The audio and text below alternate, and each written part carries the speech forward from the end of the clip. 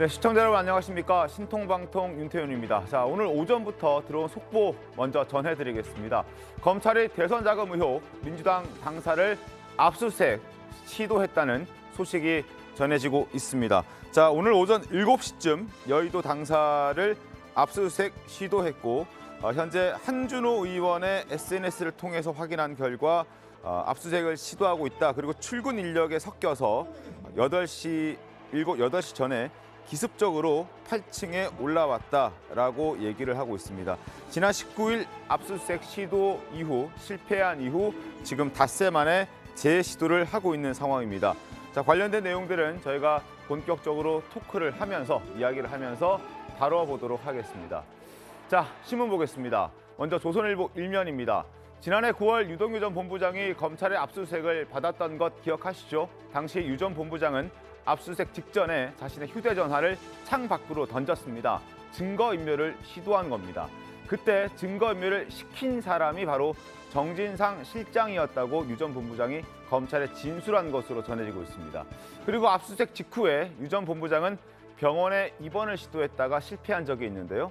병원 입원 지시 역시 김용 부원장이 지시했다고 합니다.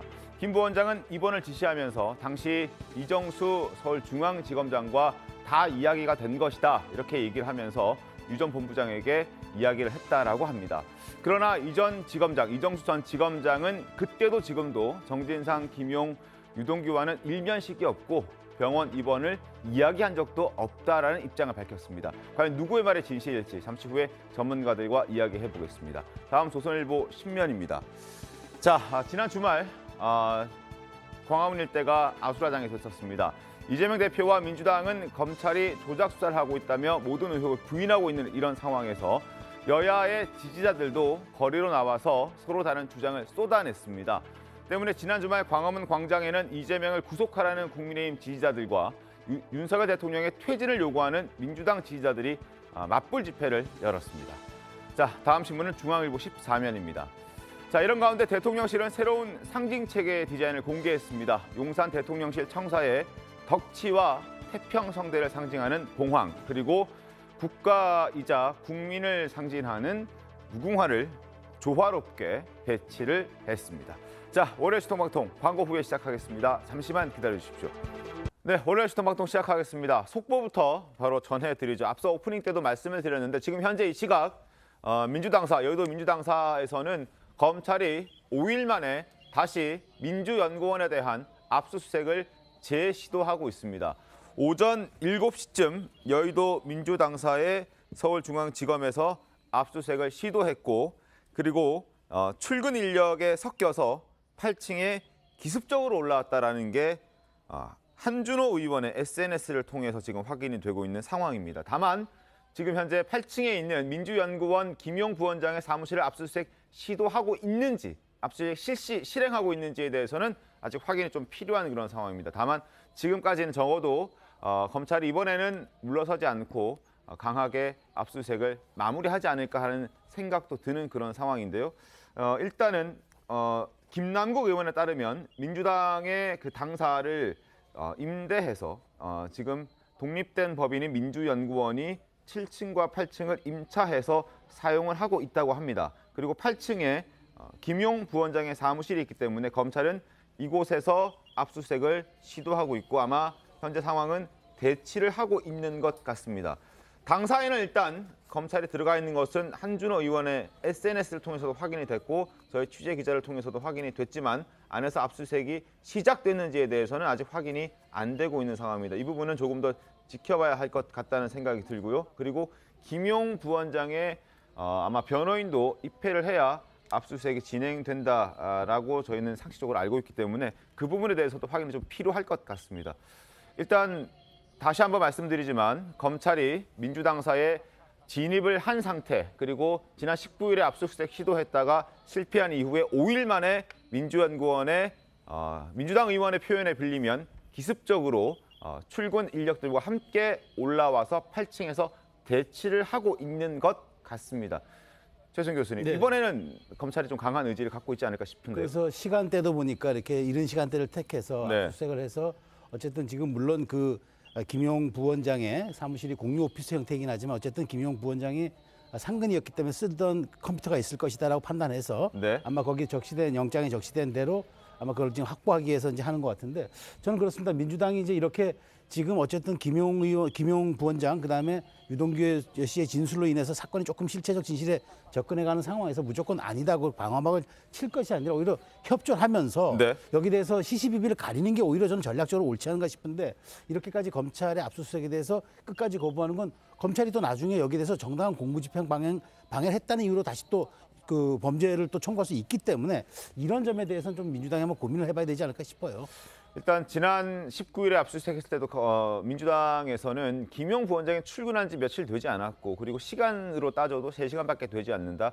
가져갈 것은 없다. 이건 정치적 쇼다. 정치적인 압수수색이다라고 얘기를 했습니다만 그때도 8시간 가까이 대치를 하면서 끝까지 김용 부원장의 사무실에 있는 그리고 책상에 놓여 있는 데스크탑에 대한 압수수색이 필요하다라고 주장을 했었고 이번에 재차 시도를 하는 걸로 봐서는 중요한 게 있긴 있나 이런 생각 들긴 하거든요. 아마 저도 이제 그건 모르죠. 저도 이제 그 컴퓨터 안에 아마 근데 없을 거라고 판단을 하는 게 뭐냐면 민주당이 설명하는 내용이 뭐냐면 이 지금 혐의 사실 네. 김용 부원장이 이 수술을 했다라고 하는 혐의 사실 아직까지는 밝혀지지는 않았습니다만은 검찰에서 주장하고 있다시피 2021년도 4월 달부터 7월 달이거든요. 네. 당시에는 김용 부원장이 민주당의 당직을 가지고 있지 않았었고요. 그렇기 때문에 지금 당시에는 민주연구원 부원장도 아니었었고요. 네. 그렇기 때문에 관련 자료들이 없을 것이며 그리고 더 문제가 되는 것은 본인의 컴퓨터가 없어요. 공용 컴퓨터 지금 이제 그러니까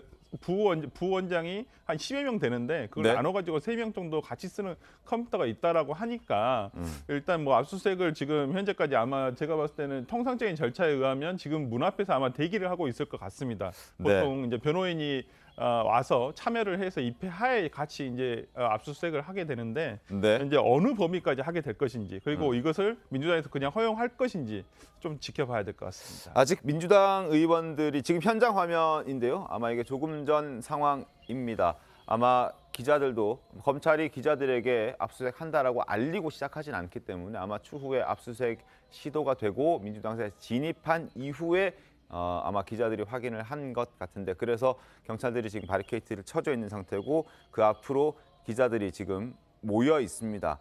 지금 현장의 모습을 조금 전 상황이긴 합니다만 현장의 모습을 봤을 때는 과거 지난 19일 때처럼 민주당 의원들의 모습이 그렇게 많이 보이진 않고 기자들의 모습도 아직까지는 많이 보이지는 않고 있습니다. 그러나 지난 19일에 충돌을 했었던 것처럼 그리고 앞에서 8시간 동안 대치를 했던 것처럼 이미 검찰이 8층에 올라가 있는 건 확인이 돼 있기 때문에 8층에서 또 한 번 충돌이나 이런 부분이 좀 우려되는 그런 상황이라는 말씀을 좀 드리고 싶습니다. 최대한 변호사님 어떻게 좀 보셨습니까? 네, 일단 지난 수요일이었죠. 처음에 첫 번째로 압수수색을 시도를 했을 때 그 당시 국감이었고 국감 와중에 민주당 의원들이 이 민주연구원을 압수수색하는 것은 제1야당의 당사를 압수수색하는 것이고 야당의 탄압이라고 주장을 했습니다. 네. 그런데 압수수색은 영장이 발부가 돼서 그 영장의 범위 내에서 영장의 시간과 영장의 압수수색 범위 그리고 장소가 정해져 있습니다. 그렇습니다. 그러니까 지금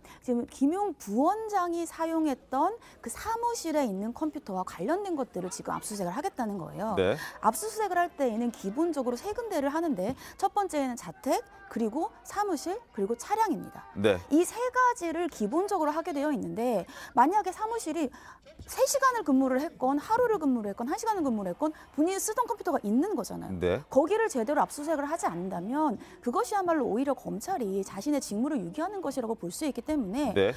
압수수색의 영장에 따라서 그 범위 내에서 압수수색을 한다는 것에 대해서 이것이 반민주적이라고 하면서 당사 자체를 출입하지 못하도록 하는 것이 저는 오히려 설득력이 떨어진다 이런 생각이 듭니다. 알겠습니다. 김용 부원장은 여러분 잘 아시겠지만 이재명 지금 현재 민주당 대표와는 굉장한 인연을 한 20년 가까이 인연을 이어왔고 그리고 이재명 대표도 분신과 같다라고 얘기할 정도로 최측근으로 알려져 있습니다. 특히나 자 이재명 더불어민주당 대표의 지난 20대 대선 경선 때부터 자금 조달과 또 조직 관리 등을 담당했던 아주 핵심 인물 중에 핵심입니다. 그리고 어제였죠. 23일에 22일에 구속영장이 발부되고 난 다음에 검찰이 김재수 의원이 바로 소환 조사를 했습니다.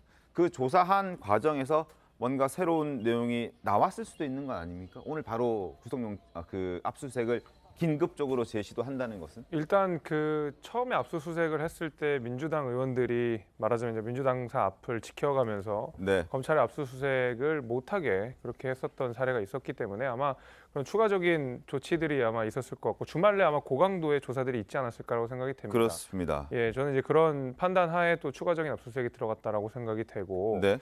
사실 앞서서 이제 많이 말씀을 해주셨지만은 저는 그 민주연구원의 그 특히 이제 김용 부원장의 책상을 압수수색을 하는 것이 좀 불가피하다는 생각이 분명히 저는 있거든요. 왜냐하면 자택에 대한 압수수색이 끝났습니다. 그 민주당에서 주장하는 것처럼 자택에 대한 압수수색이 끝났는데 왜 굳이 민주당 그 뭐 김용 부원장이 쓰지도 않는 책상을 압수수색을 하느냐 이렇게 주장을 하지만 네. 실제로 말씀 주신 대로 이 김용 부원장이 대선 과정 속에서 그 이재명 대표에 대한 여러 가지 선거 자금을 관리했다라는 이야기들이 나오고 있는 상황 속에서 네. 지금 캠프는 해산되고 없거든요. 사실은 그 캠프 자체를 압수수색하면 제일 좋았을 텐데 이미 캠프는 한참 전에 해산을 하고 그렇죠. 없어졌기 때문에 네.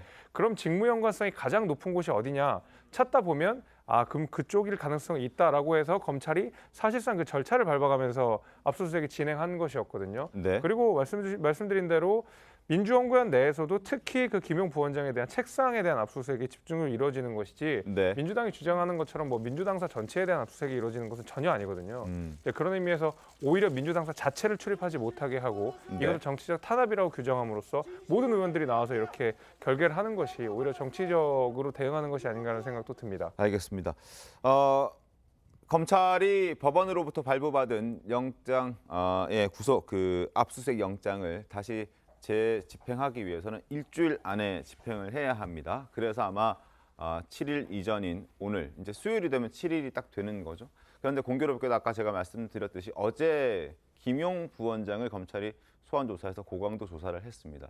여기에서 뭔가 추가적으로 나온 게 있는 것 아닌가 하는 의심을 지울 수는 없는 그런 상황인데 최단희 변호사님 이 부분에 대해서는 어떻게 보십니까? 일단 어떤 얘기가 추가적으로 나왔는지 아직 알려진 바는 없습니다. 네. 근데 이제 김용 부원장을 만약에 검찰이 이제 조사를 하게 된다면 그러면 유동규 전 본부장과의 그 돈의 흐름이라든지 이런 부분을 조사를 할 수밖에 없어요. 네. 근데 김용 부원장 같은 경우에는 본인이 이것을 부인한다고 하더라도 예를 들자면 유동규 전 본부장이라든지 남욱 변호사라든지 이러한 진술이 있고 이러한 진술을 물어봤을 때 김용 부원장이 본인의 진술에 대답이 있을 거예요. 이 진술의 대답이 서로 불합치한다고 하더라도 여러 가지 물적 증거들이 있습니다. 예를 들면 현금으로 돈을 전달했다고 하더라도 네. 현금이 어디선가에 나왔던 출처가 있을 것이고 현금을 전달하는 과정에서 현금을 모았던 출처가 있을 겁니다. 이런 것들이 있다면 둘 사이의 진술이 상반됐을 때에는 어느 사람의 진술이 더 신빙성이 있는가를 검찰이 볼 거거든요. 그럼 예를 들면은 김용 부원장 같은 경우에 이번에 조사를 받았을 때에 본인이 자백을 하지 않았다고 하더라도 본인의 진술들이 어떠한 다른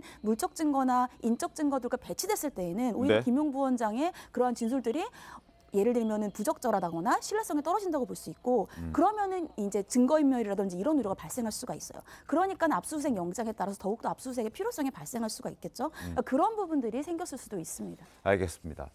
자, 지금부터는 유동규 전 본부장의 입에 관련된 얘기를 좀 해보겠습니다. 이렇게 수사가 급물살을 타게 되고 압수수색이 시도되는 이유는 바로 얼마 전에 석방이 된 유동규 전 본부장의 어떤 진술 때문에 이렇게 수사가 속도를 내고 있다라는 판단이 많습니다. 자, 관련해서 저희가 지금부터 한국일보 신문을 좀 보여드리도록 하겠습니다. 신문 함께 보시죠. 자, 왜 유동규 전 본부장 1년 넘게 입을 다물고 있던 유동규 전 본부장이 갑자기 입을 열게 됐을까라는 이 궁금증이 생기는데 여기에 대해서 여러 가지 해석들이 나오고 있습니다만 한국일보는 유동규 전 본부장이 김문기 전 처장을 몰랐다라고 했던 그 이재명 대표의 진술에 여러 가지 영향을 받았다라고 얘기를 하고 있습니다. 그때 당시에 성남도시개발공사의 소속으로는 유동규 전 본부장과 김문기 차장이 함께 뉴질랜드 호주 출장 9박 11일짜리 출장을 갔는데 그때 유동규 전 본부장 골프 쳤다는 건 이미 다 알고 있는데 굉장히 구체적으로 셋이서 함께 골프 카트를 탔다라는 얘기를 했고 그리고 도대체 모를 수가 없다라는 취지의 설명을 덧붙였습니다. 뉴질랜드에서 요트값도 본인이 대신 내줬다 이런 얘기도 했고 이 대표가 모르쇠로 일관한다는 부분에서 굉장히 실망을 했고 본인도 어떠한 실망감을 드러냈다 이런 표현들을 하고 있습니다. 그리고 여기에서 배모 씨, 배소연 씨까지 언급을 해가면서 이 느낌은 아마 그 배 씨도 함께 느끼고 있을 것이다. 본인이 돈을 썼고 그 돈은 이재명 대표를 위해서 쓴 것이다라는 취지로 얘기를 하고 있는 그런 상황입니다. 최수영 교수님, 네. 이제 유동규 전 본부장의 입으로 시작된 이 수사가 수사의 급물살을 타고 있습니다. 오늘 한국일보 보도를 보셨을 텐데 보시면서 어떤 생각이 좀 드셨어요? 저는 이제 유동규 씨가 지금 한꺼번에 모든 실체적 진실을 얘기하는 게 아니라 본인이 알고 있는 진실의 일단에 대해서 하나하나 끄집어내면서 조금 말하자면 이재명 대표 측을 좀 압박하고 있는 것 같아요. 그러니까 내가 다 알고 있는 것, 내가 다 얘기하기 전에 먼저 서로 이렇게 얘기를 하는 것도 좋을 것이다라고 지금 신호를 보내는 것 같은데 왜냐하면 지금 이제 유동규 대표가 하는 워딩을 잘 살펴보면은 굉장히 발언이 세기도 하지만 구체적이고 네. 그다음에 또 굉장히 체계적이에요. 그래서 지금 하나하나 단계를 밟아 올라가고 있다 그런 느낌을 주거든요. 그러니까 지금 뭐 이를테면은 작은 돈 하나 던졌는데 정말 큰 돈을 달라면 어떻게 하려고 그러느냐. 그리고 뭐 세상 사람들이 모든 것은 손바닥으로 하늘로 가릴 수는 있어도 그렇지만 그 사람이 지나간 행적을 어떻게 가릴 수 있겠느냐. 찍힌 발자국은 눈밭에 찍힌 발자국 모든 걸 다 이야기한다. 이런 취지의 얘기들 하잖아요. 이게 이제 저는 뭐냐면 지난 9월 달 이제 그러니까 이제 말하자면 이제 최근에 제가 보도를 종합해 보니까 위례 신도시 사건이 이제 사건화가 되면서 네. 거기에 대한 책임도 자기에게 다 뒤집어 씌우는 것 아니냐. 그런 의구심이 드는 데다가 변호인들을 저쪽 민주당 쪽에서 이 대표 측에서 천거해 온 사람들이 자신의 어떤 그 피의자, 그러니까 말하자면 자신의 안위보다는 유동규 씨의 안위보다는 이재명 대표의 안위를 더 걱정하고 혹시나 유동규 씨의 진술이 이재명 대표 측에게 좀 불리하게 작용하지 않느냐 이런 우려들을 더할 것 같은 느낌을 받았다. 그래서 자기는 그 가짜 변호사라는 표현까지 쓰면서 접견을 거부하는 그런 사태까지 벌어졌단 말이죠. 이게 일련의 사건들이 한두 달 사이에 벌어진 겁니다. 그렇다면 이게 이제 구체적으로 올라가 본다면 그때 김문기 씨를 몰랐다고 하면서 꼬르자리기를 했다는 말하자면 그때 본인이 그 느꼈던 감정이 쭉 이어져 오다가 이번에 확신으로 변하면서 1년 가까운 시간 동안 내가 더 이상 그래도 함구할 필요가 없겠다라는 생각을 하지 않았는가라는 생각이 드는데 어쨌든 지금 유동규 씨의 진술은 매우 구체적이고 네. 활력이 강해서 앞으로 어디까지 갈지가 저도 상당히 주목되고 있습니다. 알겠습니다. 과거 이재명 대표가 김문기 처장에 대해서 하위직 직원이라 알지 못했다라고 주장했을 때 그 목소리를 저희가 다시 한번 듣고 민주당의 입장도 한번 들어보도록 하겠습니다. 자, 들어보시죠. 이분은 저 말씀드렸습니다만 뭐 일부에서는 그 산하 직원이고 뭐 해외 출장도 같이 갔는데 어떻게 모를 수 있냐 그러지만 제가 뭐 그 실제로 하위 직원이라서 기억이 안 나고요. 제 SBS 인터뷰에서 김문기 처장을 성남시장 시절에는 몰랐다고 네, 하신 게 인지를 못했다 그 뜻이죠. 네. 호주 여행을 11일이나 같이 갔다 오셨는데 어떻게 모를 수가 있느냐라는 게 좀 논란이 됐어요. 그렇습니다. 하위 직원이기 때문에 뭐 그 사람들은 저를 다 기억하겠죠 당연히. 저는 그 기억에 남아 있지 않는 사람이었는데 저는 기억이 없어요. 그걸 굳이 부인할 필요도 없고. 바로 저 발언 때문에 지금 유동규 씨는 이재명 대표에게 상당한 배신감을 느꼈다. 그래서 지금은 그동안 열지 않았던 입을 열기 시작했다. 이런 그러니까 보도들이 지금 유동규 씨가 석방 이후에 지금 인터뷰 언론과의 접촉을 통해서 굉장히 많은 말들을 지금 내보내고 있어요. 뭐 본인 입장에서는 뭐 천천히 하나씩 앞으로도 계속 폭로를 할 예정이다라고 지금 예고를 하고 있습니다만은 제가 인터뷰 중에 상당히 그 유익 있게 본 내용은 또 뭐가 있었냐면 인터뷰 말미에 보면 검찰에 진실되게 본인을 대하는 마음이 열렸다. 저는 약간 이 부분에서 그렇다고 한다면 그동안에 민주당 일각에서 얘기를 해온 회유에 대한 부분이 이런 부분 본인이 인정하고 있는 부분은 아닌가라고 생각이 좀 드는 부분도 있고 물론 심경의 변화를 어떤 계기가 있어서 했는지는 모르겠습니다. 뭐 지금 언론에 나오듯이 뭐 김문기 처장을 몰랐다고 하는 부분에 대해서 인간적인 배신감을 느껴서 얘기한다라고 하는 부분도 있겠지만은 뭐 이재명 당대표가 그 당시에 언론 인터뷰를 통해서 방금도 보았듯이 기억이 잘 나지 않았다는 표현을 모른다라고 했던 것이거든요. 그렇다고 네. 한다면 모르겠습니다. 유동규 씨와 지금은 인간적으로 많은 지금 좀 괴리감이 있겠지만은 뭐 앞으로 지금 유동규 씨가 하는 내용들을 보면 네. 돈을 줬다는 것과는 관계가 있는 진술은 없어요. 대부분 내가 왜 이재명 당대표 측에 서운함을 가지고 있고 이런 어떤 그 감정적인 부분, 정서적인 부분, 정황적인 부분에 대해서 계속 얘기를 하고 있거든요. 그렇다고 한다면 저는 아까도 그 얘기를 하시다 말았지만은 그 지금 김용 부원장에 대해서 주말부터 지금 소환을 해서 조사를 하고 있단 말이에요. 네. 그런데 이제 아마 제가 생각했을 때는 지금 검찰의 구속 기간이 최장 20일입니다. 그렇다고 한다면 김용 부원장에 대해서 수사가 진행되었을 때 김용 부원장이 어떤 진술을 할 것이라고는 생각하지 않아요. 왜냐하면 처음부터 강한 부인을 하고 들어갔기 때문에 진술을 거부하거나 아니면 아니다로 부인을 할 거라고 생각하기 때문에 이 부분에 대해서 이제 검찰에서 얼마만큼 입증을 해서 기소를 할 것인가. 기소된 이후에 우리가 공소장을 보고 다시 한번 얘기할 필요가 있다 봅니다. 알겠습니다. 지금 현장 화면 저희가 계속 보여드리고 있습니다. 현재 지금 여의도 민주당 당사 앞의 모습이고 지금 아마 카메라 기자가 잡고 있는 저 유리창이 아마 8층이지 않을까 하는 짐작을 좀 해봅니다. 아마 8층에서 검사들과 민주당 당사 당직자들과 대치 상태가 지금 계속 유지되고 있을 것 같다는 생각이 듭니다. 내부 모습을 저희가 볼 수는 없기 때문에 어떤 단언을 해드릴 수는 없지만 아직 시도가 실행이 됐는지 시작이 됐는지도 확인이 지금 안 되고 있지만 8층에 올라간 중앙지검 검사와 수사관들이 아마 민주당 당직자들과 대치를 하고 있으리라 예상이 됩니다. 자, 어찌됐든 최다민 변호사님, 지금 유동규 전 본부장에 대해서 지금 방금 설전 변호사께서 말씀해 주셨듯이 검찰에 대한 회유에 대한 지적을 하고 있습니다.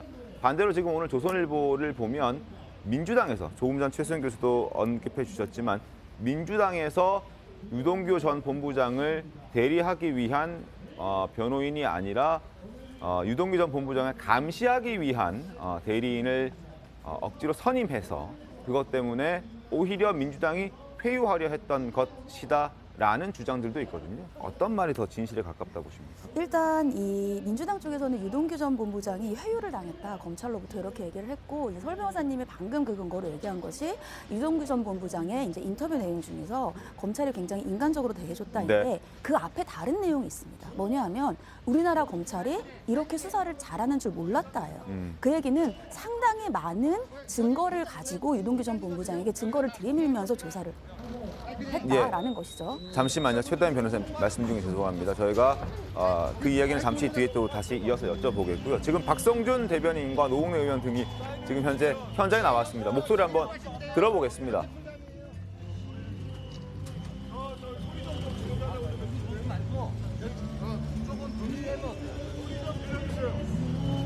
제가 전체 풀이어서 안 돼. 자, 지금 마이크 설치를 기다리면서 발언을 준비하고 있는 모습입니다.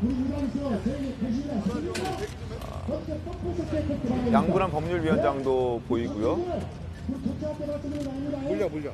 전영기 의원도 지금 현장에 함께하고 있는 것 같습니다. 알았어, 내가 할게. 아마 8층에서 있었던 검찰과 그리고 당직자들 그리고 민주당 의원들 간의 어떤 상황을 언론에게 알리기 위해서 선 것 같은데요. 이야기를 좀 들어보겠습니다. 잠시만요.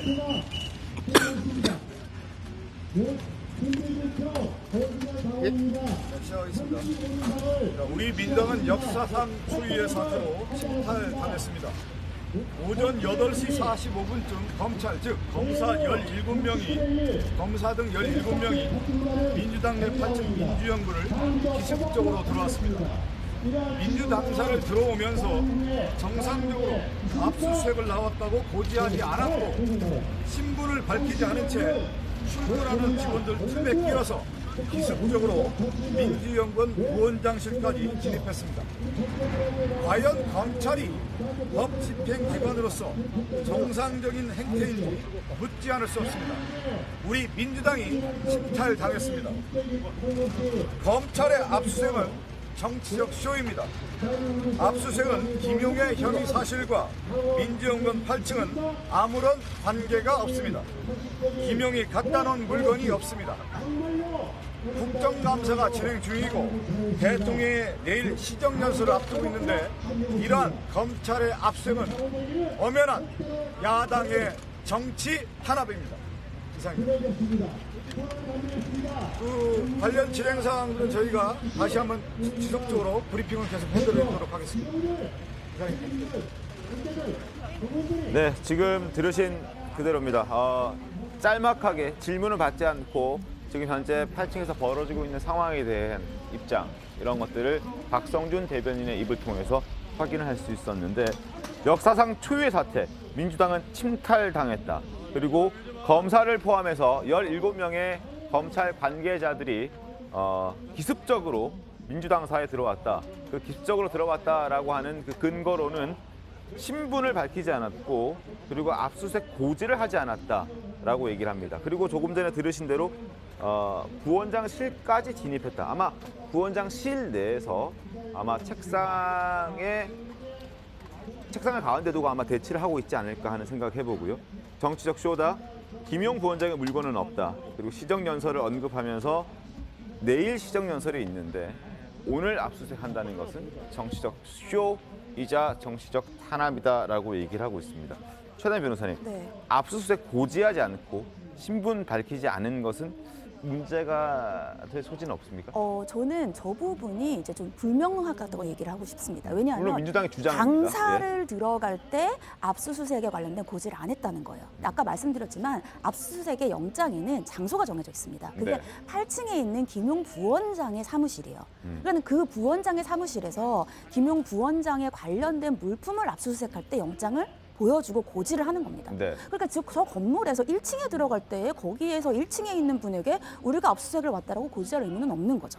그렇기 때문에 8층에 있는 장소에서 압수수색을 시작하기 전에 당사자라든지 당사자의 변호인에게 이것을 고지하고 이 장소라든지 범위를 얘기를 하면 되는 것이라고 보이고, 네. 두 번째는 김용 부원장이 갖다 놓은 물건이 없다라고 하는데 그것은 김용 부원장이 본인 스스로의 자발적인 자비로 갖다 놓은 물건은 상관이 없습니다. 그 안에서 김용 부원장이 어떠한 사무실에서의 본인이 사용했던 컴퓨터라든지 물품에 관해서 압수수색에 관련된 것을 하는 것이고요. 마지막으로 시정연설이 바로 전날인데 이렇게 하는 것은 정치적인 탄압이다라고 하는데, 시정연설과 이 부분 압수수색은 지금 정치자금과 관련되어 있는 수사입니다. 그러니까 정치와 수사는 전혀 별건인데 이것을 묶어서 오히려 정치적인 탄압으로 보이도록 하려는 것이 아닌가라는 생각이 들어서 오히려 이렇게 이 정치적인 탄압이다라고 프레임을 걸고 대치하고 있는 것. 일반 국민이 볼 때 일반 국민이 검찰이 압수수색을 나왔을 때 저렇게 대치할 수 있을까요? 저것은 오히려 본인들의 권한, 예를 들면 제1야당이라든지 국회의원이라는 권한을 남용하는 것으로 국민들에게는 보일 수 있지 않을까라는 생각이 듭니다. 이제 과연 이게 당사를 그렇게 들어가고, 그러니까 그 전에도 민주당에서는 어떤 얘기를 했었었냐면 이미 제출 형식으로 하겠다. 기존에 어떤 청와대라든지 아니면 뭐 예를 들어 한나라당, 예를 들어서 시도 지부에 대한 압수수색에서도 다 이미 제출로 했었거든요. 그렇다고 한다면 민주당에서 충분히 저는 얘기를 했다고, 이런 상황에 대해서 얘기를 했다고 봐요. 그리고 아까 뭐 김재섭 의원님도 말씀을 해주셨지만은 그 어떤 불법, 이게 진짜 의심을 받는 내용이 불법 대선 자금이라고 한다면 네. 그러한 내용을 공영 컴퓨터에 남겨뒀을 리는 없지 않습니까? 상식적으로 생각을 해본다고 치더라도 본인이 개인 컴퓨터도 아니고 공영 컴퓨터에 어떤 불법적인 내용을 거기다 그냥 다 담아뒀을 것이다. 그건 저는 그렇게 했다고 한다면 그건 정말 이해되지 않는 것이고요. 그렇기 때문에 이런 내용이 전혀 없음에도 불구하고 당사에 이렇게 들어간다는 것도 문제는 있죠. 이제 먼저 왔을 때 검찰에서 왔습니다라고 일단 경비가 있으니까 1층에 왔다고 고지를 하고 압수수색을 하러 왔다. 그거에 대해서 의사를 묻고 해야지. 무조건 8층이 민주연구원에서 그럼 8층까지는 그냥 무조건 왔다 갔다 할 수 있는 것은 아니지 않습니까? 그렇기 때문에 저는 과연 이것이 적절한가. 그리고 이 부분은, 이 수사는 정치랑은 떼놓을 수가 없어요. 지금 상황에서 어찌 보면 정치권에 대한 수사이기도 하고 만약에 국민의 이걸 입장을 바꿔서 국민의힘의 당사의 검찰이 예를 들어서 이렇게 들어간다. 전 국민의힘 의원들도 이거에 쉽게 용납하지는 못하리라고 봐요. 그렇기 네. 때문에 민주당으로서도 이런 부분에서 쉽게 얘기할 수 없는 부분이라고 얘기를 말씀을 드리는 것이고, 저는 이렇게 검찰이 무리하는 이유를 도무지 알 수가 없습니다. 일단 뭐 여당 입장에서 야당의 당사에 대한 압수수색을 시도하는 것 자체가 정치적으로는 굉장히 부담스러운 일이긴 합니다. 그럼에도 불구하고 저는 이제 민주당의 입장이 사실은 뭐 그렇게 와닿지 않는 것이, 민주당은 사실은 지금 정당에 대한 압수수색이 뭐 야당에 대한 탄압이다 이렇게 이야기를 하고 있지만, 네. 불과 작년만 해도 김웅 의원의 의원실에 압수수색, 공수처가 압수수색을 했을 때 네. 그 압수수색에 불응하는 것이 민주당이 국민의힘을 향해서 이게 사법적인 절차를 무시하는 거다, 민주주의 관행을 무시하는 거다, 이런 식으로 대응을 했었거든요. 네. 불과 1년이 지난 이후에 민주당 당사에 대한 압수수색이 진행되니까 이거를 정치 탄압으로 규정하는 것이 일단 납득하기 어렵고, 네. 무엇보다도 바로 이 TV조선의 2019년에 검찰의 압수수색이 있었을 때 당시 TV조선 입장에서는 이거 언론 탄압이다라고 주장을 했었지만, 민주당의 대변인이 직접 한 얘기가 뭐였냐면 언론사도 압수수색의 대상이 포함된다. 그 가운데서 말한 내용이 정당도 당연히 압수수색의 대상이 된다라고 2019년에 민주당 대변인이 이야기했던 내용입니다. 그럼에도 불구하고 2022년에 이재명 대표를 향한 여러 가지 수사들이 턱 밑까지 오다 보니까 네. 이제는 정당에 대한 압수수색이 야당 탄압이다라고 주장하고 있는 것이거든요. 그러니까 상황에 맞춰서 민주당 입장이 바뀌는 것을 보는 국민들이 네. 과연 이것이 민주당에 대한 야당 탄압이라고 느낄 것인가 라는 의문이 좀 들고요. 무엇보다도 이제 계속 민주당은 타이밍에 대한 이야기를 꾸준하게 하고 있거든요. 뭐 국감 하루 앞두고 압수수색하는 게 말이 되냐, 뭐 시정 연설 앞두고 압수수색하는 게 말이 되냐, 이렇게 이야기하고 있지만 사실 정치적으로 가장 유리한 압수수색은 뭐 지방선거 전에 아니면 뭐 선거 전에 뭐 이렇게 하면 되는데, 그거 계속 미루고 대장동 수사가 벌써 1년 넘게 지지부진하게 지금 끌어져고 있는 상황 아닙니까? 예를 네. 들면 그 예산 심사할 때 압수수색하면은 예산 심사할 때 왜 압수수색하냐고 또 뭐라고 할 거고, 또 정기국회 또 내년에 시작하면 정기국회 시작하자마자 하냐고 뭐라고 할 거고, 타이밍은 언제 하더라도 민주당은 다 명분을 삼아서 야당 탄압이라고 주장할 것입니다. 저는 그런 네. 의미에서 정말 민주당이 떳떳하다면, 그리고 자료가 없다고 지금 여러 민주당 의원이 이야기하고 있지 않습니까? 응하고 그 이후에 재판 과정에서 대응을 하는 것이 오히려 국민들 보시기에 더 납득하지 않을까라는 생각이 좀 듭니다. 알겠습니다. 자, 신분을 밝히지 않았다, 그리고 압수수색 고지를 하지 않았다. 그래서 이건 기습적 압수수색이고 초유의 사태고 민주당은 침탈당했다라고 박성준 대변인은 주장하고 있습니다. 근데 여기서 하나 궁금해지는 것은, 보통 우리가 압수수색할 네. 때 파란색 박스 막 여러 개 막 들고 들어가지 않습니까? 아마 17명이나 되는 검찰 관계자들이 당사에 들어갈 때는 뭐 갑자기 8층으로 쭉 들어간 건 아닐 테고, 그렇죠. 1층에서부터 들어갔을 텐데 박스가 없이 들어갔다라는 추정을 해볼 수 있는 거죠. 그럼 가져 나올 만한 게 사실은 그렇게 많지는 않고, 정말 법원에서 발부한 그 영장에 적시된 그 핀포인트 같은 그 내용만 가지고 나오겠다라는 것도 여기서 저희가 간접적으로 그렇죠. 볼 수 있는 거죠. 그러니까 박스 같은 걸 가져가면 이제 거의 뭐 모든 서류 일체들을 다 쓸어 오잖아요. 근데 지금 아마 김용 부원장이 임명된 지 얼마 안 됐기 때문에 아마 법원도 영장을 제한적으로 발부를 해줬을 거라 봐요. 뭐 많은 것들을 적시하지 않았고 아마 구체적으로 몇 가지만 한 것 같은데, 그래서 저는 들어갔고, 그다음에 저는 그래요. 지금 이야기는 지금 다들 그 지적해 주잖아요. 왜 정치와 사법의 문제를 이렇게 같이 묶어서 가느냐. 저는 모르겠습니다. 다 지적해 주신 말씀에 동의하면서 제가 드리고 싶은 말씀은 그거예요. 민주당이 이렇게 쓰나미처럼 쓸려 들어가게 다 같이 이게 위기 관리를 하면은 전 정치적으로 별로 도움이 안 될 거라고 봐요. 그러니까 시시비비를 가리는 게 맞잖아요. 그러니까 대통령 시정연설 앞두고 하느냐? 국회법 84조에 정해져 있습니다. 국회는 정부의 예산 시정연설을 듣는다라고 정해져 있고 여야 합의로 날짜를 받았습니다. 근데 이거하고 압수수색과 무슨 상관이 있습니까? 그러니까 자꾸 이제 정치 탄압으로 이제 이것을 국면을 몰아가려는데, 이렇게 쓸려가다가 그 뭐 정진석 비대위원장 잘 얘기했습니다만 조조가 적벽되면서 다 망한 게 연한 게 쓴 거 아니에요? 배들 다 사슬로 묶어서 화공이 오니까 한 방에 다 침몰된 거 아닙니까? 마찬가지예요. 인계철선식으로 뭘 하나 건드리면 다 터지게 하면은 위기관리 정당이 못하는 거죠. 우리 169석 가진 제1야당이에요. 그래서 저는 분리대응하는 게 맞다. 이렇게까지 모든 사람들이 당 대변인이 저렇게 나서서 이것은 검찰의 뭐 야당 탄압, 헌정사에 유리 없는 일이라고 항변할 것이 아니라 협조할 건 협조하고 아닐 건 아니라고 얘기해야지.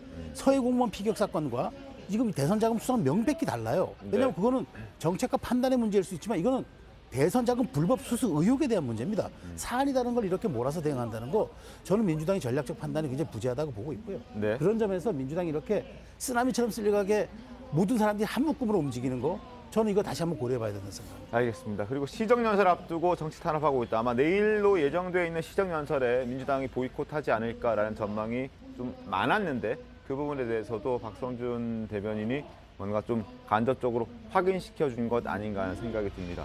이 시정연설과 관련해서 이재명 대표는 대통령 시정연설 앞두고 압수수색한다는 건 납득이 어렵다라는 입장을 낸 반면에 윤석열 대통령은 시정연설을 조건으로 단다는 것, 이것 또한 지금 헌정상상 들어본 적이 없다라고 하면서 서로 또 상반된 입장을 내비치고 있습니다. 내일도 국회에서 아마 충돌이 예상되는 그런 상황입니다.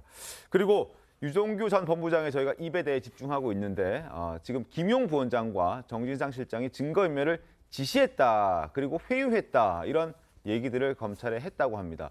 지난해 9월 압수수색 당시 상황으로 한번 돌아가 보겠습니다. 영상 보시죠.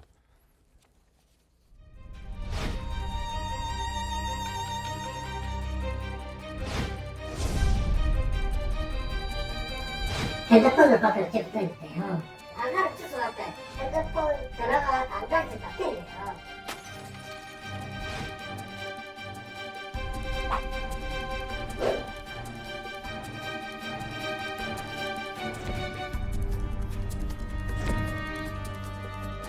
그 휴대폰 던져서 못 찾았다는데 그 경찰이 찾았다는데 그게 맞는 말입니까? 예, 그 부분은 저희가 불찰이라고 사과드렸습니다. 불찰이. 자, 오늘 조선일보 보도에도 나왔지만 유동규 씨를 회유하는 과정에서 이정수 당시 서울중앙지검장이 개입했다라는 이야기를 김용 부원장이 얘기를 합니다. 그리고 그 과정에 정진상 실장이 이정수 전 지검장과 이미 얘기를 다 끝내놨다. 그러니까 당신은 병원에 입원만 하면 된다라고 했는데 입원이 실패하면서 이제 체포가 됩니다. 근데 여기에 대해서 이정수 전 중앙지검장이 전혀 사실이 아니다라고 얘기를 하고 있거든요. 이것 또한 진실 공방으로 가고 있습니다. 김대수 의원님 어떻게 보십니까? 그러니까 아직까지는 뭐 진술이고 구체적인 정황이나 아니면 사실관계가 드러난 것은 아니니까 우리가 속단하기는 어렵지만은 만약에 이게 뭐 가정입니다만은 정말로 이게 사실이라고 그러면 굉장히 큰 일로 번지는 것이죠. 게다가 이제 정진상 실장이랑 마지막에 통화를 하면서 네. 지금 이 서울지검장이랑 이야기가 됐다 뭐 이렇게 된 거라 그러면 사실 이재명 대표의 비서실장인 분이 지금 현직 비서실장인 분이 어느 검사와 이야기해서 재판 과정에 관여를 했다 이렇게 되는 거기 때문에 네. 이게 사실 이제 게이트로까지도 번질 수 있는 굉장히 큰 사안이라고 생각이 됩니다. 그래서 아직까지는 제가 이제 뭐 유동규 씨의 진술에 의존한 기사이기 네, 때문에 네, 제가 네. 확단하기 좀 어렵지만은 적어도 이런 가능성을 시사하는 부분에 있어서는 굉장히 큰 사건으로 번질 수 있다는 생각이 들고 기본적으로 원래 돈 준 사람은 돈을 줬다고 얘기하죠. 받은 사람은 받은 적이 없다고 늘 얘기하다가 나중에 구체적인 증거들이 드러났을 때 그제서야 인정을 하게 되는 것이거든요. 네. 마찬가지로 유동규 씨는 전화를 했다라고 했지만 실제로 뭐 정진상 씨 입장에서는 안 했다 이렇게 주장을 하고 있는 상황이거든요. 네. 둘 중 하나는 거짓말을 하고 있는 것이기 때문에 결국 수사 과정을 통해서 밝혀질 거라고 생각이 듭니다. 알겠습니다. 그리고 최동희 변호사님, 저희가 며칠 전에도 지난주에도 보도를 해드렸는데 김용 부원장이 지금 8억 원에 해당하는 돈을 받았다. 근데 그게 메모가 있다. 그러니까 남욱 변호사의 지인 이모 씨의 어떤 중간책 역할을 했던 그 사람이 언제 어디서 얼마나 관련돼서 구체적으로 작성한 메모가 있는데 이걸 검찰에게 자발적으로 제출했다. 이게 아마 혐의를 뒷받침해줄 증거가 될 것이다라고 얘기를 한 적이 있는데 이것 말고도 추가적으로 뭐 나오는 게 있습니까? 네, 증거로서? 맞습니다. 그러니까 말씀하신 것처럼 지금 이 김용 부원장에게 돈이 흘러간 흐름을 말씀을 드리면 먼저 남욱 변호사로부터 그리고 정민용 그리고 유동규 김용 이렇게 지금 검찰은 보고 있어요. 근데 여기서 돈이 흘러가려면 유동규 전 본부장도 이제 진술을 하기로 돈이 나올 것은 남욱 변호사밖에 없었다 이런 진술을 했다라고 해요. 그러면 남욱 변호사로부터 돈이 나온 게 보여야 되죠. 근데 그게 지금 말씀하신 것처럼 첫 번째 증거가 남욱 변호사의 직원이 총 4차례에 걸쳐서 돈을 전달했다는 메모였습니다. 네. 근데 메모가 4차례의 돈을 얼마 그리고 어디에서 제공했다라는 게 있어요. 그러면 이 메모에 대한 증거가 확실하려면 이 메모는 남욱 변호사의 직원이기 때문에 그 메모가 본인이 지어낸 걸 수도 있다라고 상대방은 주장할 수도 있잖아요. 예를 들면 김용 부원장 입장에서는. 그런데 검찰이 이번에 확보한 증거가 뭐냐면 그 메모에 있었던 장소, 이 장소가 정민용 변호사죠. 정민용 변호사가 직전까지 살았던 아파트의 주차장이라는 거예요. 네, 그리고 네. 이 주차장에서 차량 출입 내역이 있는데 이 차량 출입 내역이 예를 들면은 남욱 변호사 측에 차량 출입 내역이 있는 거예요. 만약에 돈을 전달하지 않았다면은 굳이 정민용 변호사가 있었던 그 아파트의 자택에 주차장에 차량 출입을 했던 내역이 있을 이유가 없다라고 검찰은 보는 것이죠. 그래서 메모뿐만이 아니라 그 메모를 또 백업할 수 있는 증거인 차량 출입 내역까지도 확보했다. 이제 검찰은 그렇게 밝히고 있습니다. 근데 차량 출입 내역은 있지만 그것이 돈을 전달했다라고 볼 수 있는 직접적인 근거가 될 수는 정황 또 증거의 하나일 수 없다라는 있습니다만 반박을 할 수 있습니다. 예. 일단 그 메모라는 것도 지금 문제는 뭐냐면 이 돈이 흘러가는 여러 사람들 중에 이것이 그러니까 예를 들어서 유동규가 김용한테 줬다는 메모가 아니거든요. 네. 남욱 변호사가 어떤 그 정민영 회계사인가 그 정 변호사한테인가 하여튼 뭐 중간에 주면서 아니면 자기 밑에 직원한테 주면서 그 돈을 만들면서 만든 메모거든요.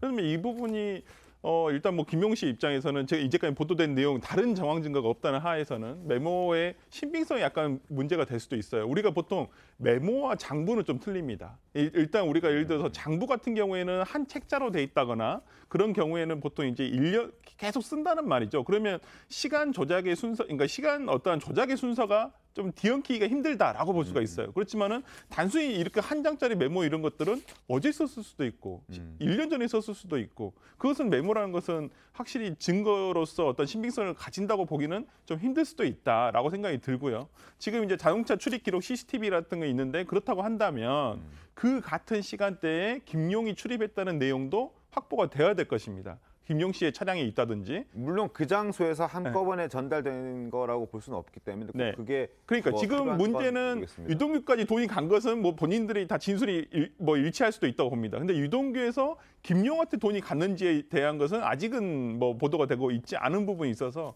이런 부분은 조금 더 지켜봐야 될 것 같습니다. 알겠습니다. 돈의 흐름은 일단 남욱 변호사 그리고 이모 씨, 정민영 변호사, 유동규 전 본부장, 김용 부원장 이렇게 흐름으로 갔다라고 유동규 전 본부장은 진술을 하고 있죠. 관련해서 메모도 있고 뭐 출입 기록도 있고 CCTV도 있다고 하는데 검찰 수사는 계속 진행될 겁니다. 다시 한번 여의도 민주당 당사 앞으로 가보겠습니다. 자, 아직까지는 큰 모습의 변화는 없습니다. 경찰과 기자들이 지금 대치를 하고 마주보고 있는 상황이고 물론 경찰과 기자들이 대치할 이유는 없죠. 경찰이 지금 민주당사를 에워싸고 있고 앞서 저희가 보여드렸던 민주당 의원들은 브리핑 이후에 신속하게 당사 안으로 들어갔습니다. 자, 지금 민주당이 지난 19일에 압수수색을 막았던 것, 이것은 한동훈 법무장관은 이렇게 얘기를 했습니다. 힘으로 압수수색을 막는 것은 범죄다라고 얘기를 했습니다. 관련 목소리를 직접 들어보겠습니다. 법원이 발부한 영장을 집행하는 것은 재량이 아니라 의무입니다. 근거 없는 음모론을 제기하는 것은 정치의 영역이지만 법원이 발부한 영장을 힘으로 막고 물건 던지는 것은 범죄의 영역입니다. 자, 아마 민주당도 새로운 문제나 어떤 본인들이 생각했을 때 브리핑할 게 있다면 앞서 박성준 의원 얘기한 대로 신속하게 브리핑을 할 겁니다. 저희도 방송 중에는 문제가 발생하거나 어떤 상황이 발생했을 때 바로바로 현장 연결해서 상황을 좀 빠르게 전해드리겠습니다. 자, 지금부터는 이재명 대표의 입장을 한번 저희가 확인을 해보겠습니다. 유동규 전 본부장의 입으로 시작된 여러 가지 진술들이 나오면서 이재명 대표가 굉장히 난처한 그런 상황입니다. 관련해서 어떤 얘기했는지 저희가 신문으로 설명을 먼저 드리겠습니다. 함께 보시죠. 자, 조선일보입니다. 이재명 대표 일단 무조건 나는 아니다라는 주장을 하고 있습니다. 나는 대장동 일당과 원수지간이다. 그런데 어떻게 나에게 대선 경선 자금을 주겠느냐. 그것도 불법적으로 왜 주겠느냐라고 주장을 하고 있습니다. 이 이슈가 터져 나왔을 때 첫날만 이재명 대표는 침묵했고 그 이후에는 본인이 직접 기자회견도 하고 기자들을 만나서 설명도 하고 긴급 기자회견까지 해가면서 그리고 연일 주말에는 SNS를 활용해서 자신의 입장들을 밝히고 있습니다. 그리고 이뿐만이 아니라 철험의 의원들, 이재명 대표를 지지하고 이재명 대표와 함께 생활을 하고 있는 어떤 정치인 하고 있는 철험의 의원들은 실제로 현장에 나가서 집회 시위에 참석해서 목소리를 내기도 하고요. 이재명 대표도 촛불 혁명을 거론하면서 지지자들에게도 사실 좀 지켜달라라는 목소리를 메시지를 내고 있는 그런 상황입니다. 어떻게 좀 보셨습니까, 그러니까 저는 이재명 대표의 말하자면 방어 혹은 입장 표명이 저는 너무 그 감정적 이분도 법률가시고 네. 법리적인 여러 가지 지식을 갖고 있는 분이신데 너무 감성적으로 대응한다는 생각이 들어요. 그러니까 쉽게 말해서 저쪽 진술을 보면은 내가 그렇게 자기들의 이익을 뺏어갔는데 그렇게 나한테 돈을 줬겠느냐 이렇게 지금 감정적으로 얘기하는데 저는 그거는 사건의 각도를 달리 보면 또 달리 해석되는 거예요. 그러니까 그것을 이재명 후보가 공익적으로 환수한 게 아니라 측근들을 시켜서 다르게 압박했다. 대선 자금이라도 좀 갖고 오라. 뭐 추론의 영역이지만 이렇게 압박했으면 또 어떤 평가가 나왔겠습니까?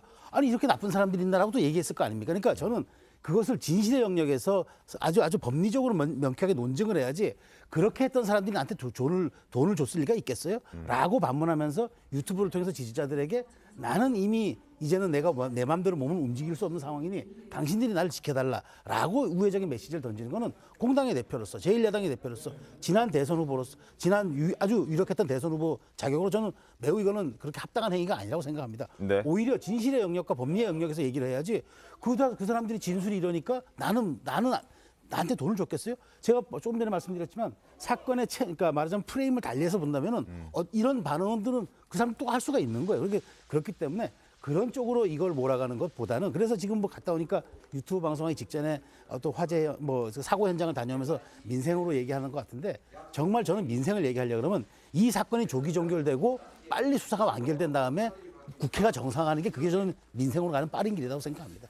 근데 이제 이 부분이 이제 수사가 시작이에요. 어찌 보면 이제 아까도 말씀드렸다시피 구속 기간도 앞으로 한 18일 정도 최장. 그다음에 이제 기소가 된 이후에 재판까지는 정말 지난한 시간들이 있어야 되는데 어찌 보면 당대표 재임 기간이 2년인데 그 기간 내내 거기에 쏟아부을 수가 있어서 그런 부분에서 저는 분리 대응하고 있다고 봅니다. 지금 이재명 당대표가 의원들에게 나서서 막아달라. 오늘은 이제 압수수색에 대한 민주 당사에 대한 문제이기 때문에 의원들이 지금 나서서 좀 이러는 것이지 이런 어떤 작은 부분에 대해서는 왜냐하면 주변도 몰라요. 의원님들도 모르기 때문에 이런 부분에 대해서 의원들이 같이 나서서 하기는 어렵다고 봅니다. 그리고 그 부분도 아까 말씀해 주셨다시피 필요하지 않고 저는 이재명 당대표가 스스로 이 부분에 대해서 스스로 무고함을 밝힐 것이라 생각이 들고요. 네. 우려하시는 것과 같이 민주당 전체가 그렇게 하지는 않을 거라고 저는 생각합니다. 알겠습니다. 민주당 상황도 저희가 조금 있다가 한번 짚어드리겠습니다. 그 전에 이재명 대표 지난 금요일에 어떤 얘기했는지 영상으로 확인하겠습니다. 저는 이미 개인이 뭘 어떻게 할 수 있는 그런 상황이 아니에요. 조그마한 색강이나 개울에서 노를 저으면 내 뜻대로 갈 수 있지만 이제는 너무 큰 강으로 와버렸기 때문에 제 마음대로 뭐 어떻게 할 수가 없어요. 이제 운명적 상황에 처한 거죠. 그래서 국민을 믿을 수밖에 없습니다. 국민과 역사를 믿는 거죠. 자, 그러면서 이런 주장도 했습니다. 화면 보시죠. 자, 저를 넣고 싶어하는 검찰과 책임을 경감해야 하는 자신의 어떤 감형을 해야 하는 남욱, 유동규의 이해관계가 맞아떨어졌기 때문에 이런 상황이 벌어졌다.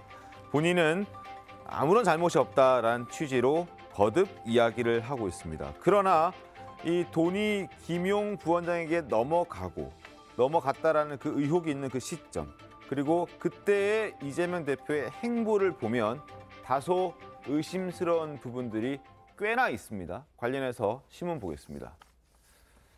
자, 동아일보입니다. 김용 돈 수수 의혹 시점. 그때 지난해 4월에서 8월 사이입니다. 8억여 원이 넘어갔다가 뭐 배달 사고도 있었다 그러고 1억 원은 돌려줬다 해서 결국 김용 부원장이 수수한 금액은 6억여 원 정도 되는데 그 돈이 갔을 때 이재명 대표는 이런 행보를 했습니다. 4월에 각종 국회 토론회를 개최했고 1억 원 수수했을 때 5억 원을 수수했을 때 성공 포럼 출범을 했습니다. 그리고 1억 원 수수했을 때 경선 후보 등록을 했고요. 출마 선언하고 난 이후에 다시 한번 1억 4,700만 원 수수했을 때 이제 지방 경선을 준비했다. 뭔가 자금이 들어왔을 때 회의라든지 그리고 어떤 포럼이라든지 이런 것들을 출범하고 개최했다. 결국 뭔가 연관성이 있는 것 아니냐? 하필이면 왜 이렇게 공교롭게 돈을 받는 시점에 이런 일들이 벌어지고 있는 것인가라는 의심을 지울 수는 없습니다. 차장님 어떻게 보셨습니까? 네, 지금 아까 설 변호사님께서 말씀하셨지만 지금 김용 부원장에게 돈이 들어갔다까지가 예를 들면 지금 진술이 나왔다고 한다면 아직은 이재명 지사까지 돈이 흘러 들어갔다라는 진술이 있다라고는 언론 보도는 없습니다. 네. 그런데 지금 말씀하시는 것처럼 그럼 궁극적으로 이 돈의 목적이 무엇인가? 검찰은 정치 자금으로 보고 있어요. 그게 이제 이재명 그 당시에는 후보죠. 이재명 후보의 정치 자금 그 당시엔 경선 때였는데 이 경선 때에 정치 자금으로 들어갔을 것이다라고 보고 그 중에 하나가 한 단독 보도에 따르면은 그 지역에서 내가 지금 어느 지역을 돌고 있는데 돈이 필요하다라는 진술도 있었다라는 네. 거예요.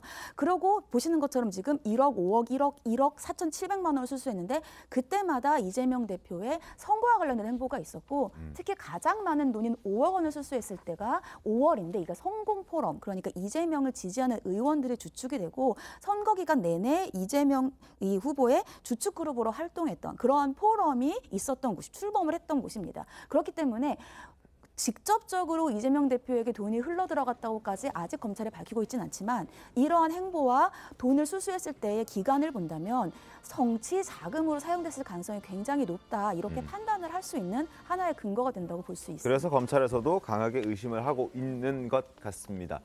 수사의 칼날도 거기에 맞춰져 있는 것 같고요. 자, 지난 5월 5억 원이 전달됐던 그 시기에 열렸던 성공포럼 출범식. 자, 영상 보겠습니다. 소수가 독점하는 성장이 아니라 모두가 성장의 결과를 함께 나누는 포용적 성장으로 우리가 가야 됩니다. 사실상 보신 분들 친이재명계 의원님들이 많고 매년 대선 출정식에 사실상의 이제 추정식이 아니냐 이런 게 사실 정치권의 의견인데 대선과 직접 관련 짓기는 좀 어렵습니다만 어쨌든 뜻을 함께하는 여러분들이 계시기 때문에 힘이 나는 건 분명한 것 같습니다. 윤석열 총장, 전 총장도 냉정이라는 걸 풀어주는 제가 그분이 무슨 생각을 하는지 한 번도 본 적이 없습니다. 근데 지금 요즘은 포장지밖에 못 봐서 제가 뭐 내용이 뭔지 전혀 모르겠어요. 자, 이런 가운데 진중권 전 교수가 이재명 대표의 과거 글을 공유하면서 이 대표를 지금 겨냥하고 있습니다. 한번 보시죠. 과거에 나쁜 짓 하면 혼나고 죄 지으면 벌 받는 게 당연하다. 정치 보복이라며 죄 짓고도 책임 안 지려는 얕은 수법 이제 안 통합니다라고 이재명 대표가 썼는데 그걸 진중권 교수가 리트윗하면서 이분도 참 재미있는 분이다라고 이야기를 했습니다. 물론 진중권 전 교수는 민주당에 몸을 둔 적은 없습니다. 비판을 한 것이고 개인적으로. 그런데 민주당 내에서 지금 전체적으로는 이재명 대표를 어떻게든 지키자라는 그런 입장을 견지하고 있는 의원들이 꽤나 많지만 전직 의원 또 전 최고위원을 역임했던 김혜영 전 의원 같은 경우에는 이런 얘기를 했습니다. 이재명 대표 이제 그만하면 됐다.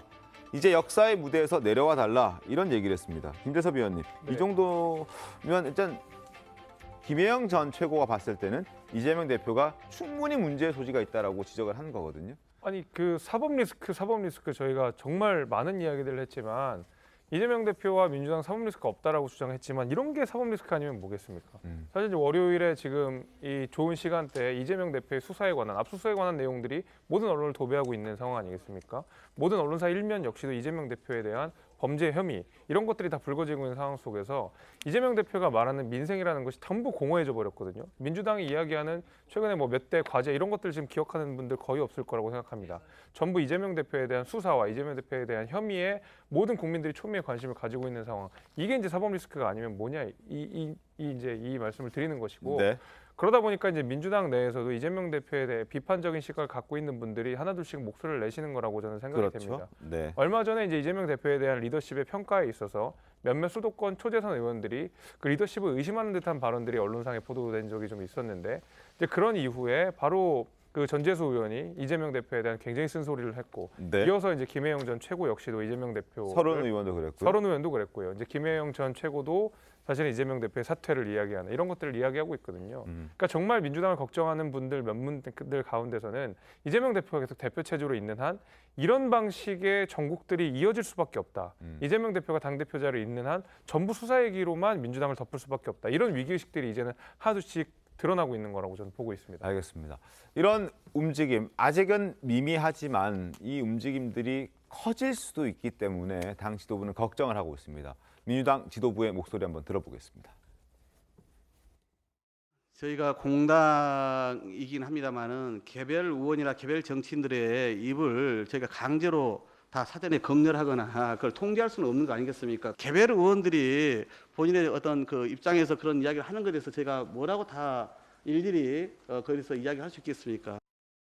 우리 원내대표님 입장은 좀 다른데 김혜영 의원이 문제 사건의 실체적 진실을 알만한 위치에 계신 분이 아니지 않습니까? 그 일방의 주장을 무슨 근거로 사실로 단정하는지 저는 알 수 없고 그렇게 해서 섣부른 예단에 따른 입장들이 함부로 표명되어서 당내 분란을 야기시키는지 이해하기 어렵습니다. 자중해야 된다고 생각합니다.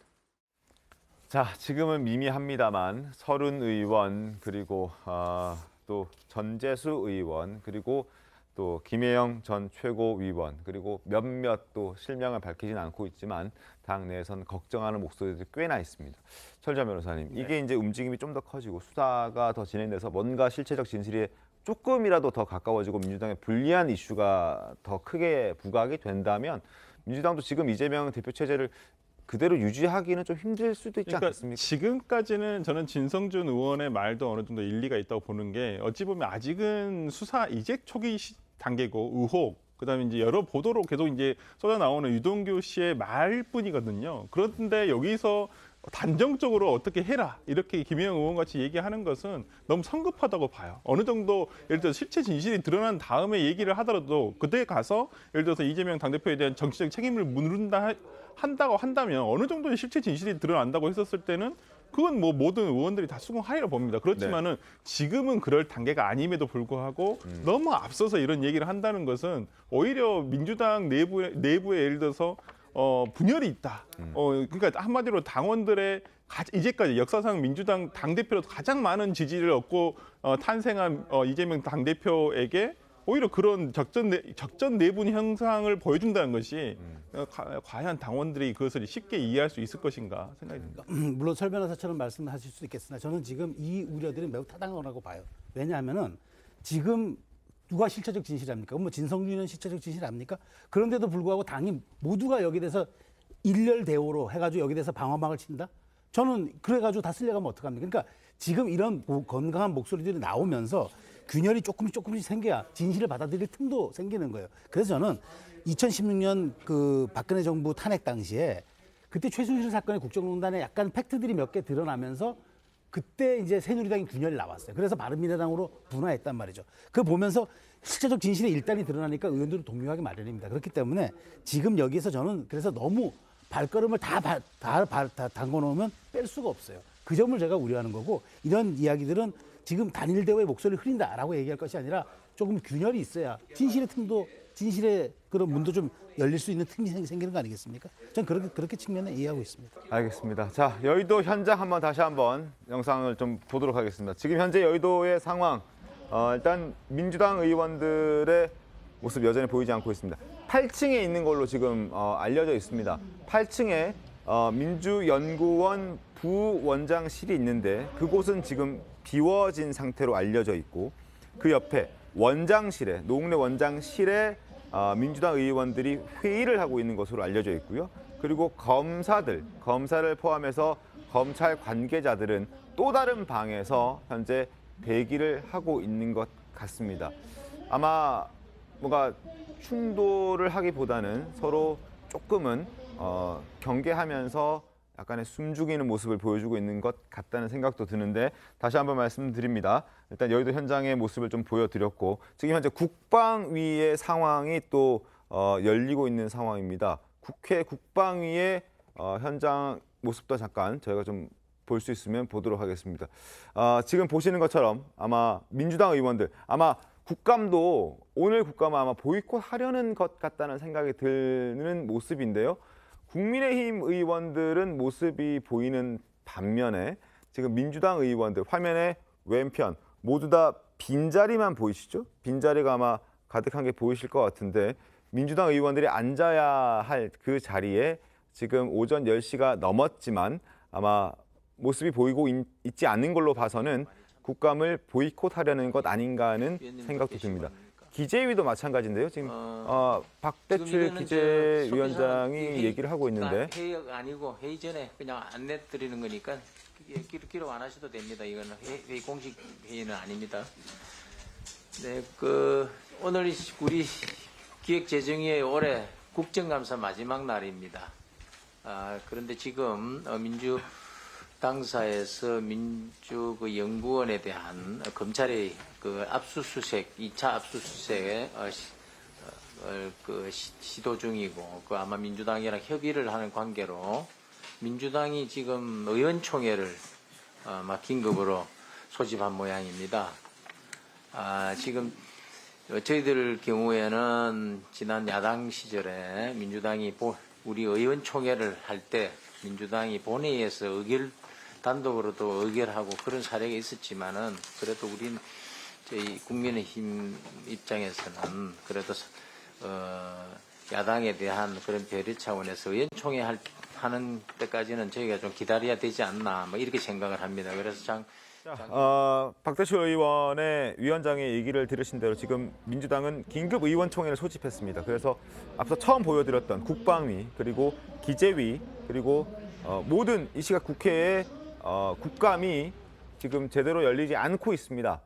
민주당 의원들이 모두 불참한 가운데 긴급 의원총회에 다 가 있고 그리고 민주당 자체에서도 당사 집결령을 또 민주당 지도부 의원들에게는 따로 내려놨기 때문에 아마 오늘 국감도 대부분 보이콧 혹은 또 파행이 되지 않을까 하는 생각이 듭니다.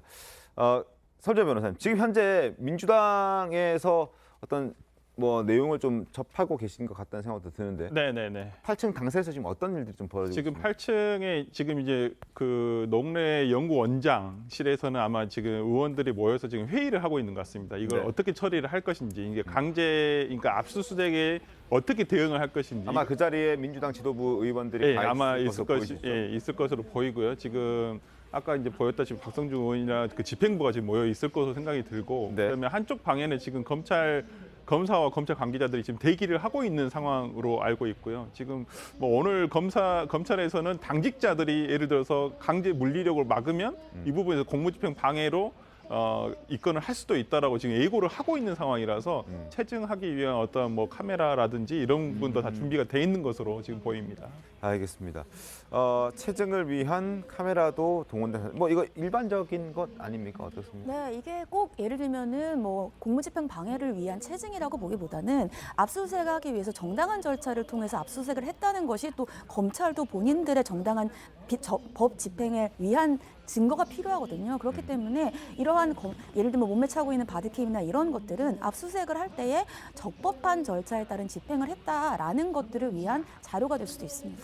알겠습니다. 현재 10시 8분 지나고 있는데 8시 14분에 민주당사에 진입했다 하니까 벌써 2시간 가까이 서로 대치하고 있는 상황입니다. 물론 서로 마주보고 대치하고 있는 건 아니고 각 방에서 지금 따로 긴장된 상태에서 대치를 하고 있는 건데 아마 저녁까지도 갈 수도 있을 것 같다는 생각이 듭니다. 참고로 이게 압수수색이 아직 시작 안 했지만 이게 아마 그 컴퓨터에 대한 포렌식을 아마 대부분 할 거예요. 자료는 크게 가져갈 게 많이 없을 것 같은데 그거에 한다면 이게 생각보다 시간이 굉장히 많이 걸릴 수가 있습니다. 제가 봤기 때문에 오늘 밤까지도 아마 끝나지 않을 수도 있지 않을까라는 생각해 봅니다. 알겠습니다. 야간 압수수색도 있을 수 있다. 그럴 경우에는 미리 받아갔을까요? 아니면 따로 발부를 받을까요? 글쎄요, 압수수색 영장이 언제까지 한다는 시간이 정해져 있습니다. 그래서 그 시간이 지나면 압수수색을 할 수 없기 때문에 아마 이게 지금 새로운 압수수색 영장을 받은 게 아니라 기존 영장이거든요. 그래서 기존 영장에서의 시간이 어느 정도까지 있었는지 좀 시간을 길게 정해서 예를 들면 좀 늦은 시간까지 있는지 그 부분은 영장의 적시 사항을 봐야 합니다. 알겠습니다. 자, 그리고 지금 이런 상황에서 민주당은 특검을 요구하고 있습니다. 특검해야 한다. 지금 검찰의 수사는 믿을 수가 없다라고 주장을 하고 있는 그런 상황이죠. 당연히 여당에서는 특검은 무슨 특검이냐, 특검을 하자고 하는 사람은 범인이다 이런 얘기를 하고 있습니다. 목소리 한번 들어보겠습니다. 대통령과 여당에 공식적으로 요청합니다. 하천대유 대장동 개발과 관련된 특검을 즉시 수용하십시오. 모든 의혹들을 남김없이 털어낼 좋은 기회입니다. 대통령과 여당이 떳떳하다면 이 특검을 거부할 이유가 없을 것입니다. 이 하천대유 토건 투기 세력한테 이익 보는 사람들이 누구예요? 다 국민의힘이지 않습니까? 야당의 특검 주장은 시간 끌기 꼼수입니다. 지금 검찰이 다 수사하고 있고 이미 착수해서 조사가 진행 중인데 특검 만들면 법 만드는데 몇 달, 특검 구성하는데 몇 달, 수사 준비하는데 몇 달, 특검 수사를 하면서 시간을 끌자고요. 역시 많이 해봤던 적폐 세력들의 수법입니다. 자, 특검.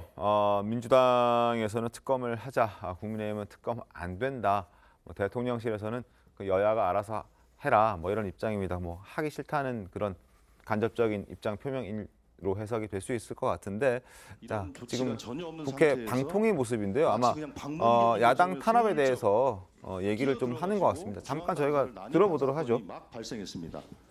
아니 정당하게 법 집행을 할 거면 영장을 제시하고 제시된 영장에 근거해서 협조해달라고 요청하는 것이 맞는데 이거는 영장 집행이라기보다는 검찰에 의한 중앙당사의 난입 사건이라고 저희들은 규정할 수밖에 없기 때문에 이 부분에 대해서 긴급하게 비상 대응을 할 수밖에 없는 상황이고 그래서 저희들이 정회를 요청하는 것입니다. 정회를 좀 받아들이시기 바랍니다. 그러면 이렇게 하시죠. 지금 양 당이 국정감사 정쟁 도구 보복 수사 중단하라, 야당 탄압 규탄한다 이렇게 돼 있는데 그 좀 밑에 또 저것도 어지럽게 지금 있고 그래서 장례 정리를 위해서 잠깐 정회를 했다가 이거 다 떼어 주시고요.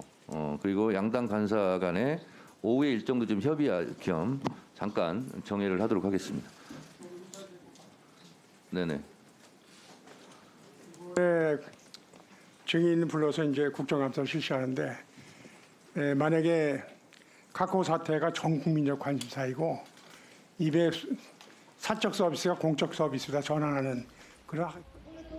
자, 방송통신위원회 상임위원회에서도 지금 검찰의 민주당사 압수수색 재시도와 관련해서 민주당 조승래 의원의 입장이 있었습니다. 그리고 정청래 위원장 역시 일정을 조율하기 위해서 지금 여기 아마 방통위 상임위 내 상황도 그렇게 좀 어수선한 것 같습니다. 그래서 정회를 선언하고 향후 일정을 좀 조율하겠다라는 메시지가 나오고 있습니다. 아마 이번 국감 오늘 국감 아마 대부분 상임위에서 쉽진 않을 것 같다는 생각이 듭니다. 그리고 민주당사에서 벌어지고 있는 지금 민주연구원 부원장실 압수수색과 관련해서 지금 여러 가지 충돌들도 우려되고 있는 그런 상황인데 상황을 좀 지켜보고 그리고 아마 이어지는 오후 시사 프로그램에서도 빠르게 전해드리도록 하겠습니다. 잠시 뒤에 들어오겠습니다. 오늘 준비한 신통방통 여기까지입니다. 내일도 신통하게 돌아오죠. 고맙습니다.